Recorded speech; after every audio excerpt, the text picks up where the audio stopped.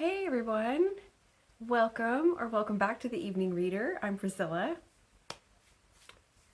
and welcome on the 349th day of January.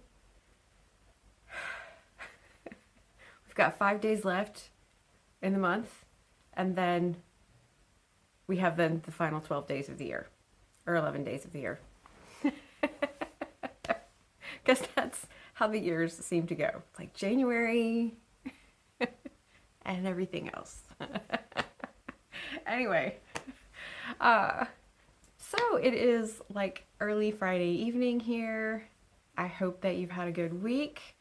And I'm back to do the part 2 of my Q&A, which is sort of more about like books and reading. So yeah, I'm excited. I'm excited about this, and I'm doing this off the cuff. So I'm probably not going to because I didn't procrastinate, but I just have not had time. I really wanted to get this done earlier in the week, and I have not looked at the questions. Um, I mean, I looked at them before I sat down here, but I haven't like gone through and like crafted answers. So I'm gonna do it off the cuff, and hopefully that'll be okay. So we'll see. We'll see how it goes. We'll just you know, we wing it. But we wing it. We wing it around here. That's how it is. That's how we do it. It's the ADHD way. So, okay. All right. So, yeah, so these are the bookish questions, and I've got them here in my little spreadsheet. And yeah, I guess without further ado, I'll just get started.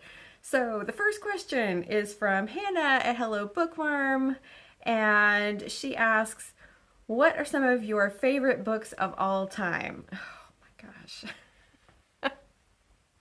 Let's just start with the hard question.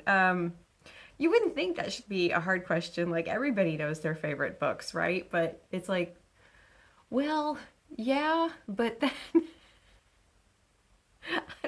things change. I don't know. I don't know. It's a mood thing. I don't know.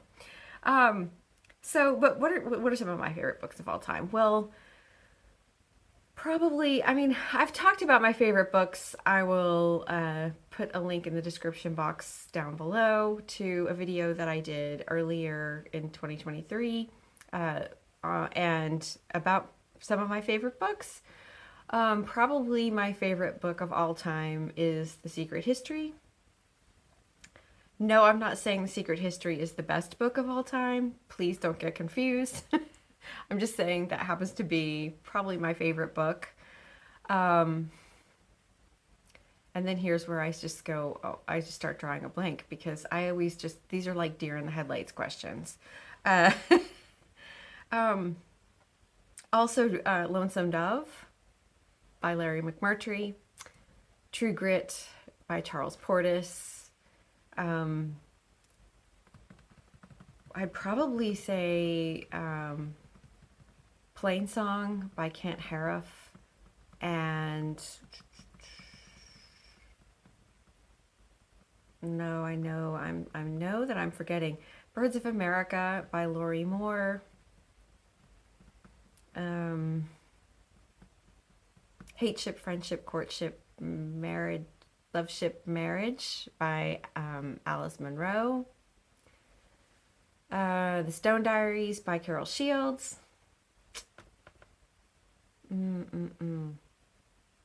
There's more. There's more. I have a lot of favorites.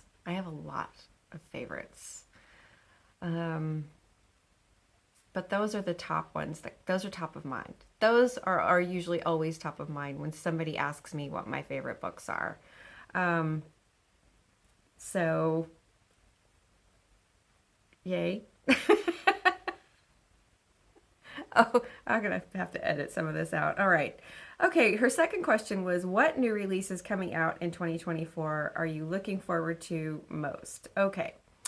I am looking forward to, in particular, three things.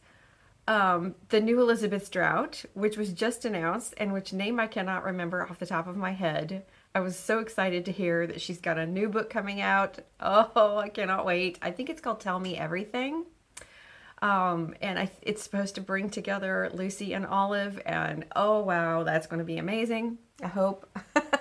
And then an author, I don't know if I've talked about her, and I think she's an author that deserves more credit than she's usually given, and that is J. Courtney Sullivan. And she has a new book coming out called Cliffs of Forever, I believe. I'm looking forward to that. J. Courtney Sullivan, she kind of, I guess you could say she started off sort of, not like chick lit women's fiction. Like her earlier books were kind of like that. Well, her first book, I think, was called The Engagements.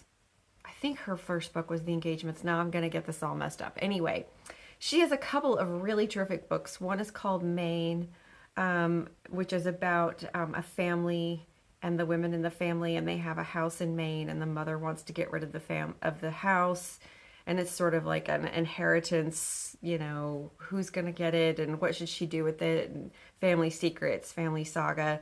Really, really good. And then she has another one that's really excellent called, it's so excellent that I can't remember the title of it. It's called, I always want to say Patron Saint of Liars, but that's Anne Patchett's book, Saints for All Occasions, which is another terrific family saga. So she's got some strong family sagas. I didn't read her last book,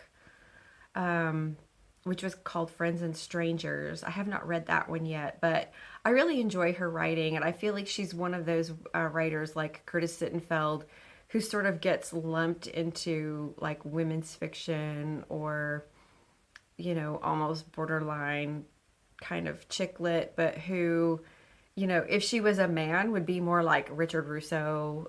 I don't know. I don't really understand that. But anyway, that's a different video. That's a different video, so don't let me lose focus. I am looking forward to The Hunter by Tana French, which comes out very soon, I believe.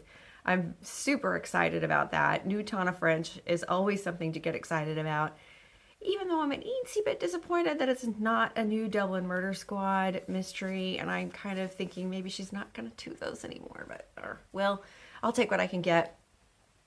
And then the new Tommy Orange, which I cannot remember the name of, unfortunately. And then a new Renee Denfeld. And Tommy Orange wrote There, which was that was his debut. I think it was like 2018. Really wonderful linked short stories, indigenous peoples. Just such a fantastic writer. And then Renee Denfeld, she is in the Pacific Northwest, and I just love her writing. Her first book, oh, and I can't remember the name of it. It's such a beautiful book. I'll just put the... Anyway, just a really wonderful... She writes so well. And then her next two books were actually mysteries, and I think this is going to be a third in that series, maybe. Yeah, so she's just a beautiful lyrical writer. So those are the books that I'm most excited about 2024 that I can remember off the top of my head. And then her final question is, if there was a fire and you could save only one book, which one? I'm not really precious about my books, but I would probably save The Secret History. And actually, I've got all my Donna Tartt books, all three of them. All makes it sound like there's a huge collection. I've got them all together behind my desk. You can see them in a lot of my videos.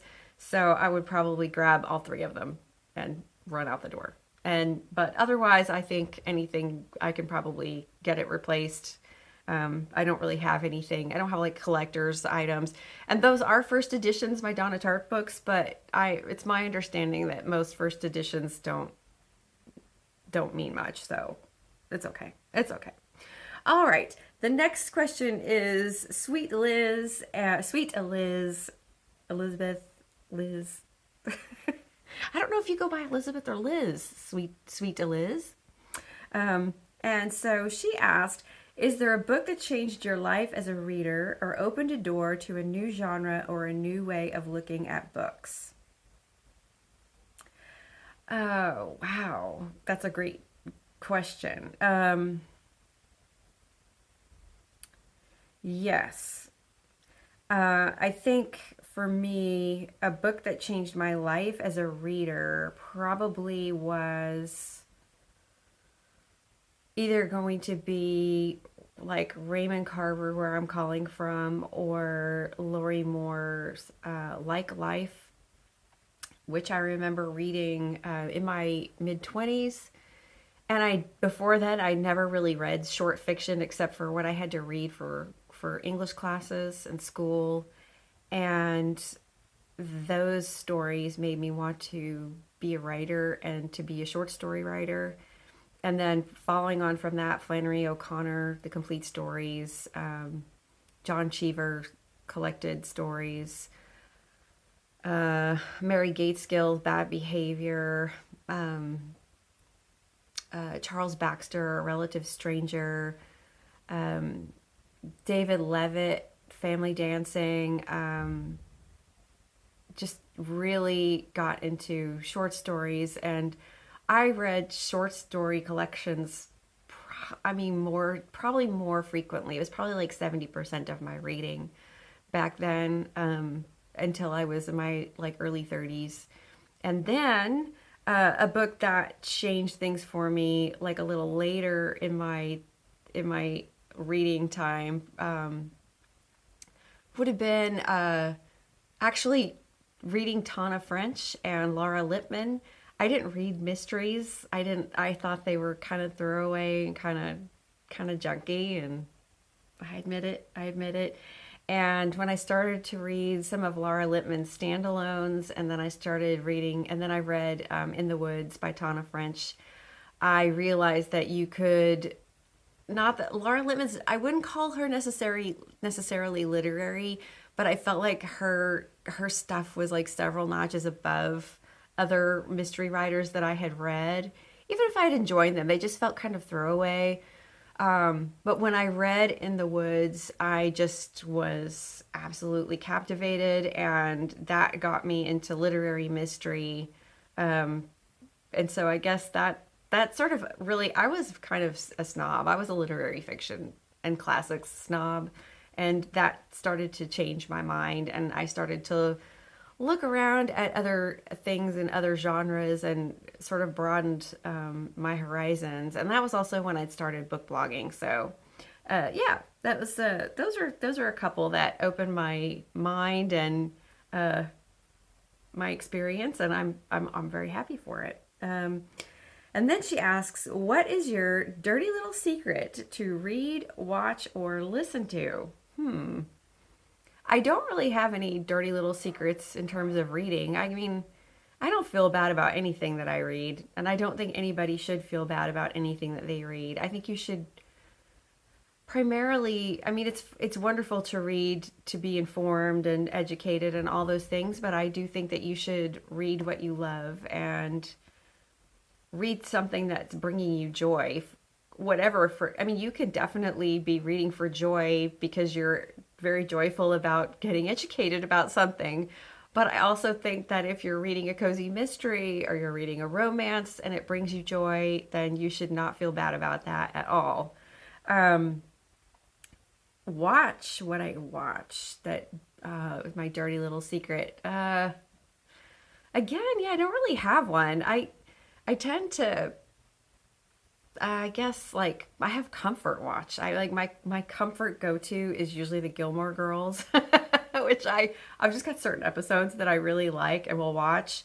Or Friends. I will watch Friends, or Parks and Recreation. I will rewatch that. Yeah, I guess if I had something, I wouldn't call it like secret or dirty little secret, but like one show that like my husband and I loved, and it's like everybody we've convinced to watch this show has loved it and was like, that is the smartest, funnest, most clever show. And on the surface, it seems like it's going to be a really cheesy show, and that is Lucifer, which is about if the devil was here on Earth, and then also and partnered up with the Los Angeles Police Department to solve crimes. And it sounds so ridiculous, and it is so smart and so funny. I highly recommend it. And then to listen to, I don't have any dirty little secrets to listen to, I guess. Um, I don't know, maybe some people would think I'm too old to like listen to as much punk rock as I listen to, but I love to listen to punk rock music. So I guess you could call that a dirty little secret, you know, because I'm not, I love to listen to jazz. I love to listen to classical. I love classic rock. I love I love disco. I love soul. I love, I really, I love all the early '90s stuff. But I guess punk rock is my dirty little secret. And then inside of that dirty little secret, it's probably listening to the Butthole Surfers. Bye, subscribers. Bye. Okay, the next set of questions are from Kay Webb Harrison, and she asks first, did you read any of the Nancy Drew books? And yes, I read as many as I could get my hands on. I wish I could remember. I think it was only like up into the 50s maybe when I was reading Nancy Drew, when I was like of the age to read Nancy Drew, which for me was between the ages of 7 and 10. And I I wish that I could remember the titles like of my favorite ones.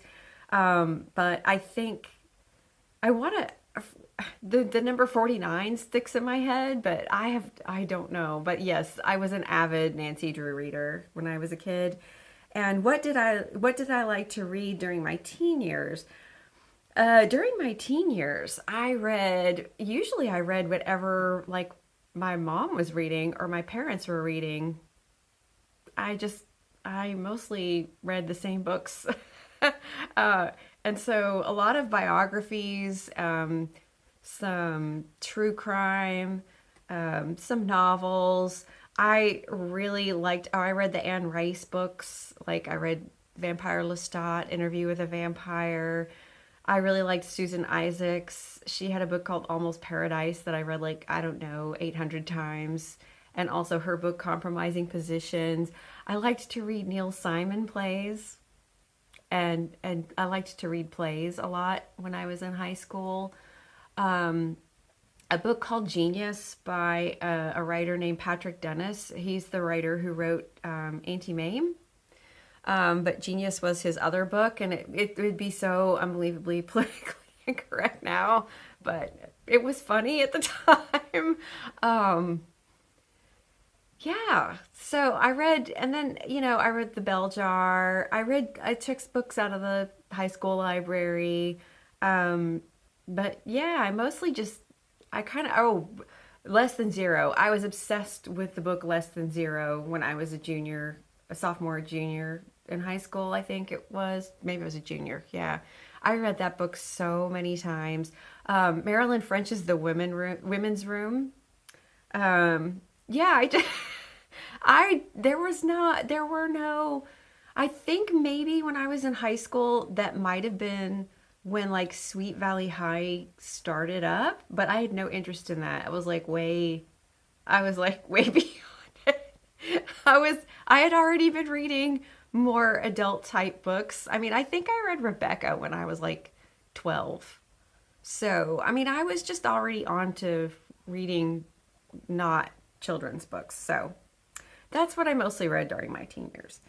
Um, okay, B-Roll Books asked, did you have a favorite bookshop when you lived in Texas, and what was it like? And yes, I did. And it was Recycled Books and Records in Denton, Texas, which is still a fantastic store. I haven't been in there in forever, but I still have friends who live in Denton and who say it's wonderful. And Randy Ray will tell you that it's wonderful. And they just had, I don't know, I've still got so many, I've got a lot of books still that I bought there and that I will just, I hang on to for sentimental reasons, even though they're falling apart. Um, I also have to say that like back in the 90s, it was a huge deal when the first Borders opened in Dallas. That was a beautiful bookstore. It was at Preston and Royal, and it was like, wow. I mean, it was just, it was so incredibly fancy. But before that, I went to Taylor's, and then Taylor's became Bookstop, and all the basic bookstores. But those are probably my two most memorable favorites. I liked Half Price, but I always thought recycled was better. So there you go. Okay, Jess at Stalking Kafka asked, "Are you precious about your books?" Which I kind of already answered that question. No, I'm not. And does it bother, except this, does it bother you if they get wet, ripped, or scuffed? It doesn't bother me if I do it. It bothers me if I loan them out and somebody else does it. I think I loaned out, oh, I'm trying to remember. I can't remember. I loaned out some book to a neighbor and she took it to the pool with her. And she brought it back to my house and it was like this thing. She tried to dry it out. She bought me a new copy, but yeah, it's fine. It was fine.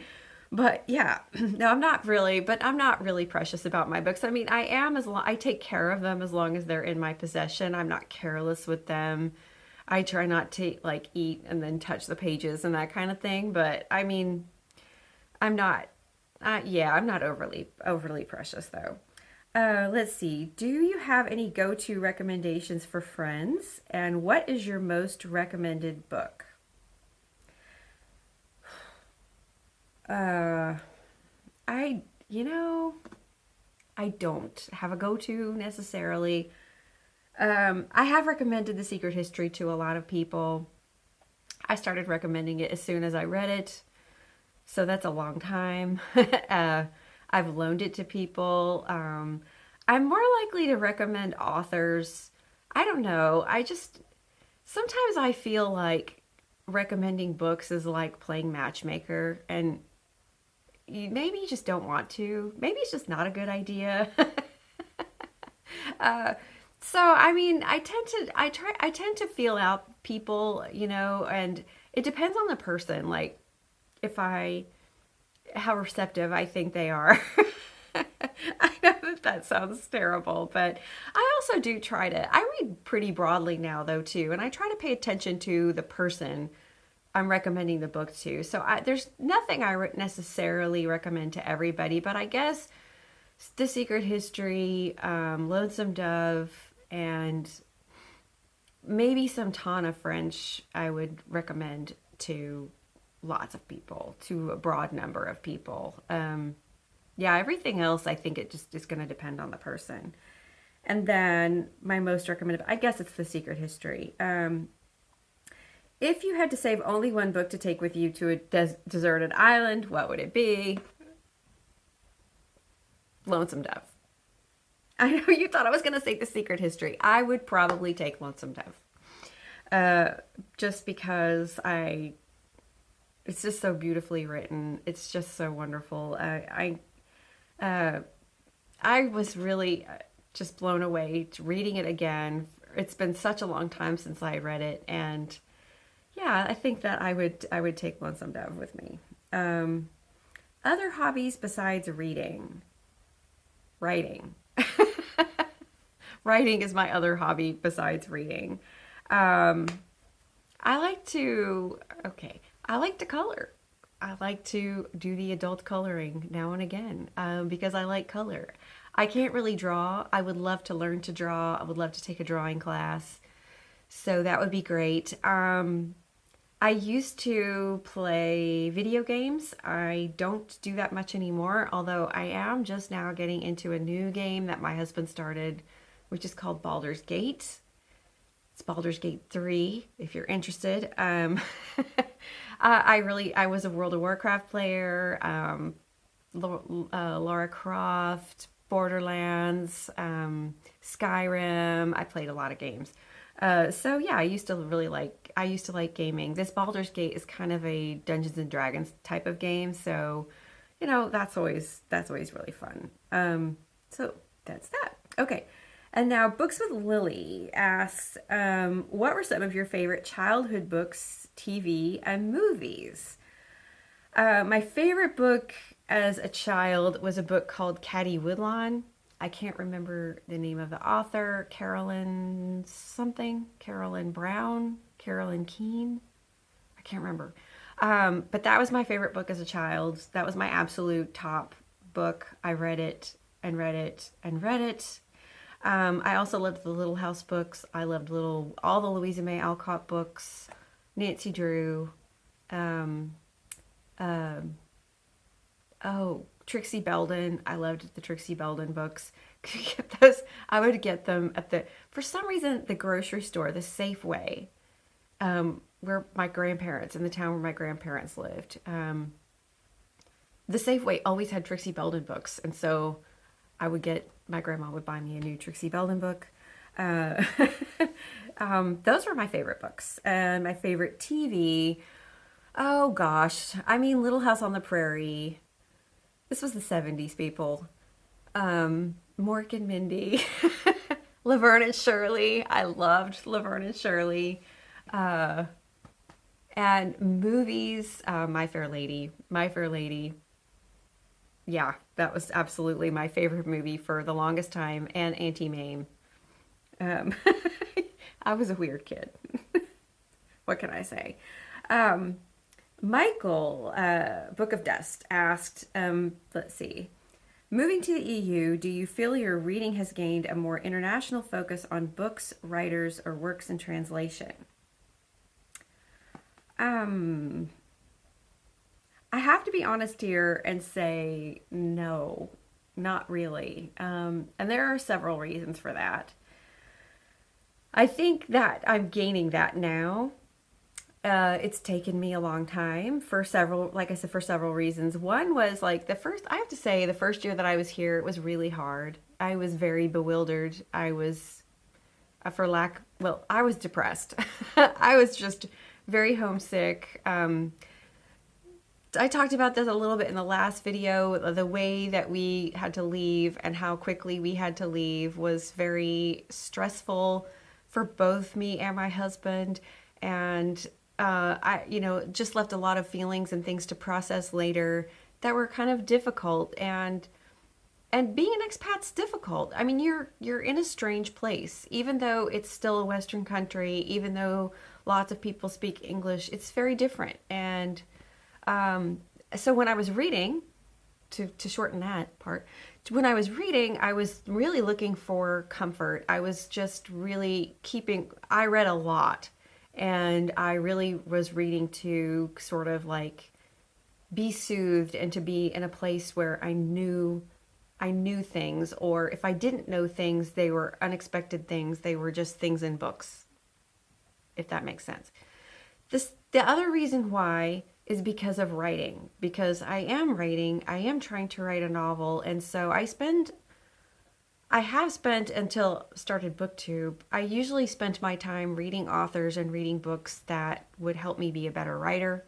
I don't mean books about writing. I mean like novels in the writers that I feel like I want to learn from, or that are the same not genre, market that I might be considering or looking at. So that takes up a lot of time. I mean, because basically it's like studying, right? And so having that other focus is something that it's come up more for me now with BookTube. But I'm still trying to write, and I don't know. I don't know how much it's going to be. I would like it to be more, and I'd like to say there's time, but you never really know, do you? Um, and then he said, if so, when did you sense that happening, and were there certain writers who unlocked that for you? And yeah, that's a TBD. I'm so sorry that that's my answer, but that's just the truth. So I'll let you know when and if it happens. um, and okay, Margetta, I hope I'm saying this correctly. Margetta Sarek asks, who are your favorite authors? My favorite authors, Donna Tartt, Larry McMurtry, Kent Harif, Alice Munro, Laurie Moore. I really like Richard Russo. Who else? Tana French. I love J.D. Salinger. I love Flannery O'Connor. I love Raymond Carver. I'm just trying to think of people like where I've actually sort of read everything and really really loved it. Anne Patchett. I don't love all of her books, but she is a favorite. Elizabeth Strout. Carol Shields. Like I said, I have a lot of favorites. I'm kind of fast and loose with my favorite authors, I guess. And which book do you recommend most often? Secret History. Do you read seasonally themed books like winter? If so, what books? Not necessarily, but I do like certain genres in certain time periods. Like normally now I like chunky books or fantasy books like in the fall and winter. It's since BookTube, or at least this year, that's changed. But I usually like to tackle those types of books. Then I like to read more mysteries in the summer. I tend to read like more literary fiction in the fall, and more nonfiction also. So yeah, I guess that's kind of seasonal.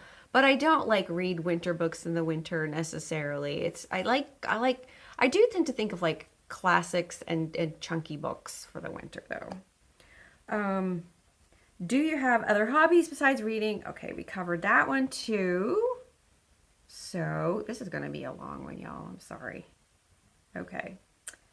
And then Kristen at Enter the Book asked, what's your favorite book so far that you only learned about because of BookTube? Ooh, oh no, that's a good one. I'm going to say The Stromness Dinner. I think it's The Stromness Dinner. That was a book I picked up because I saw Angelia. She talked about it, she'd hauled it, and then she mentioned that she learned about it from Sean the Book Maniac, so then I watched his video about it, and it ended up on my best of list for 2023, and I will link those videos below, and that's probably been my favorite so far. It was a really wonderful book, and that's a book I have already recommended to a lot of people because I think that it just has such a terrific narrator. So, sorry, I know I like just looked up. That probably made me look crazy, but I thought there was somebody in a window across the way looking down at me, watching me talk to my phone. Good times. Okay, and then Heather at Commas and Content asked, do you have a sacrosanct time each day set aside for reading, or do you just read when you get a moment? I usually read in the morning. I usually write first and then I read.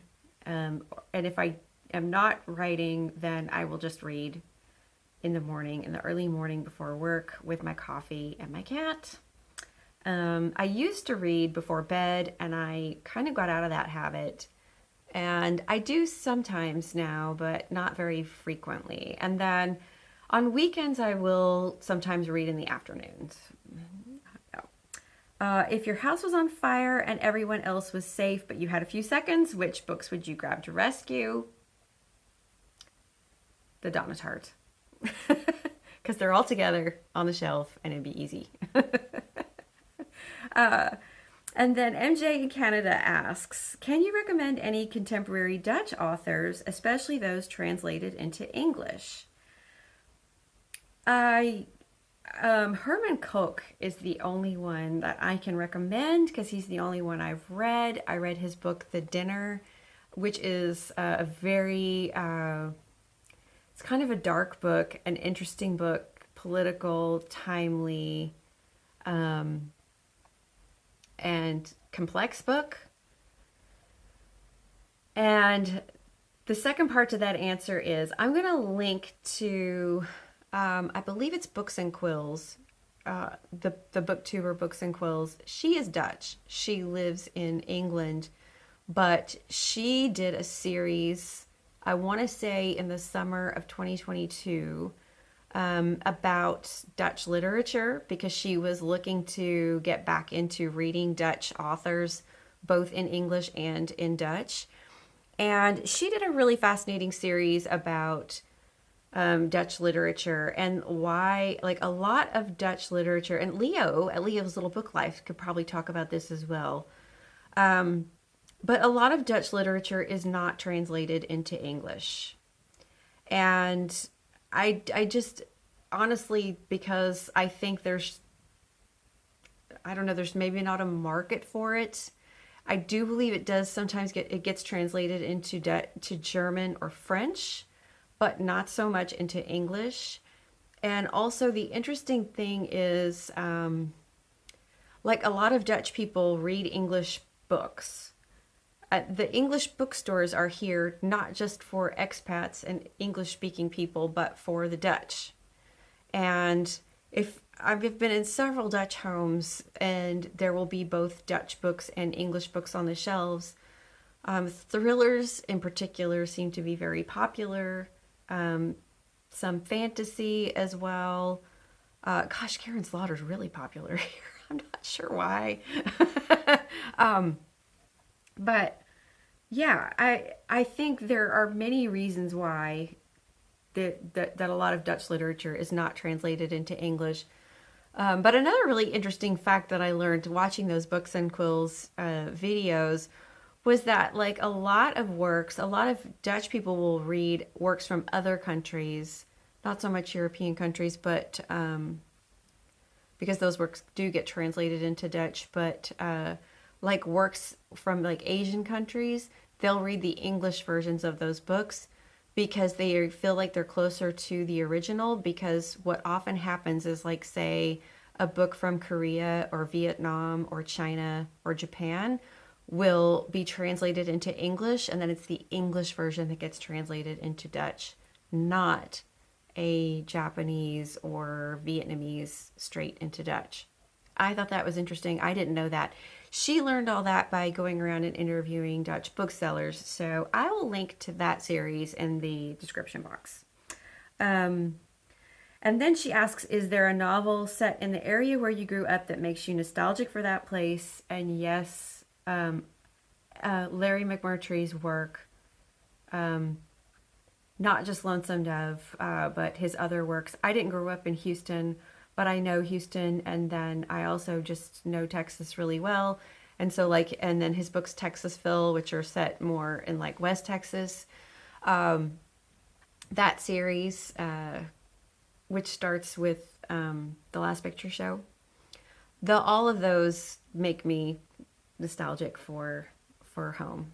So yeah, that's that answer. And then Sonia, an enthusiastic reader, asks, were you allowed to read anything you wanted as a kid, and is there anything you wish you hadn't read? That's such an interesting question. I mean, well, these are all interesting questions. Don't feel bad. No, these are all interesting questions. That's a interesting question. Okay, they're all interesting. Okay.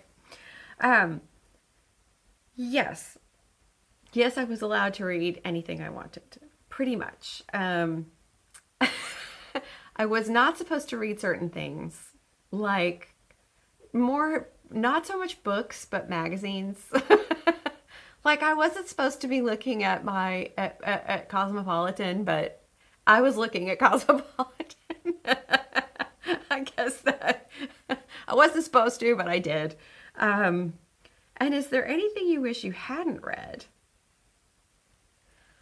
I wouldn't say so. Oh, that's another one I was reading as a teenager. That was the other author I couldn't think of, John Irving. I was reading John Irving. I think I read The World According to Garp when I was like 13 or 14, in Hotel New Hampshire. And I loved John Irving. I just, he was, back in the day, he was also a favorite author of mine. So I don't know. I don't know if I can say that there's something I wish I hadn't read, because I didn't. I think I probably read some things that were maybe a little too grown up, but I don't know. I can't say that made a bad impression necessarily. I mean, I was an only child. I spent a lot of time with adults, and so I was not very.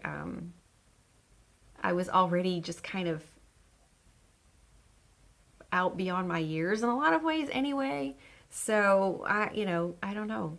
I don't know. I can't think of anything that I wish that I hadn't read. Maybe I wish that I hadn't read like Amityville Horror or Helter Skelter. Because those books kind of scared me, but yeah, I was not really great with scary books because I was a scaredy cat when I was a kid. So let's see. And then Angelia at Reads and Rereads asked, do you have plans for your cheat books during Read What You Own? Or will you let your whims blow you every which way? I guess I'm kind of letting my whims blow me every which way because I'm a mood reader and I'm a mood purchaser, although I already pre-ordered back before the deadline, the November 6th deadline. I pre-ordered a bunch of books. Like I pre-ordered the new Tana French, and I think I pre-ordered the new Tommy Orange. And I didn't get to, the Strout book hadn't been announced yet, and neither had the J. Courtney Sullivan, but I'll buy those for sure. But otherwise, yeah, I'm kind of reserving those. Yeah, I'll just buy things on a whim. I'll figure out something I like and get it. If it's not, books for buddy reads are separate. Those are like in a different category. So, yeah. And then my 5 desert island books. 5 desert island books. Okay. I get to take 5 on this desert island. Okay. The Secret History, Lonesome Dove, True Grit,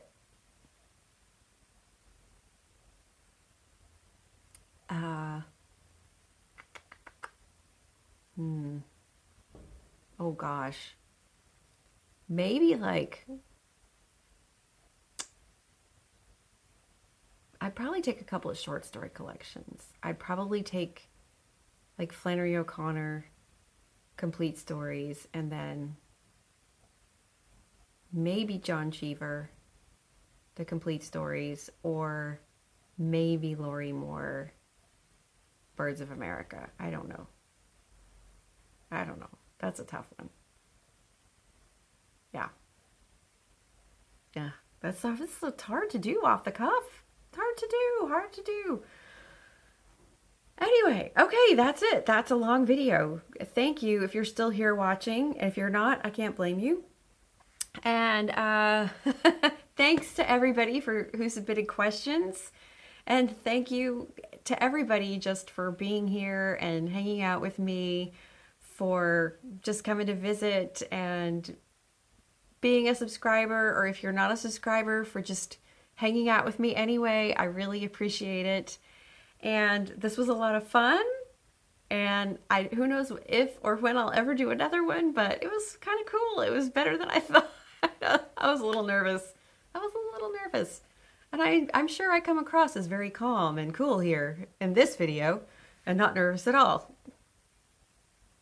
Anyway, I hope that you have a wonderful Friday, if you still have some Friday left. If not, then I hope you just have a wonderful weekend.